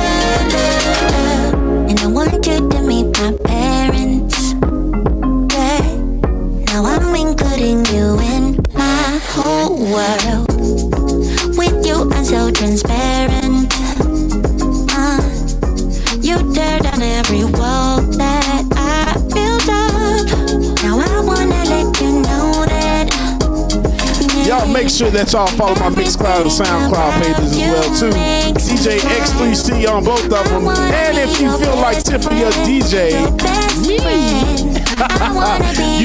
DJ X3C on Venmo and Cash App. DJ X3C on Venmo and Cash App, y'all.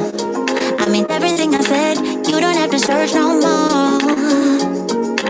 And we appreciate the love so much. Aurora, yes, she does. She definitely reminds me of Fantasia. You don't need to worry. Go down now, sugar. Go down now, honey. Go down now, baby. Go down, baby, give it up. Go down now, sugar. Go down now, honey. Go down now, baby. Another reggae bop. All right, ladies and gentlemen, that is going to wrap it up for another episode of Like It or Not, y'all. Make sure that y'all are here in the morning. And as usual, make sure that you download that Voices by Action Sprout app so you can get connected to the Like It or Not group, y'all. We hope that you enjoyed the show today.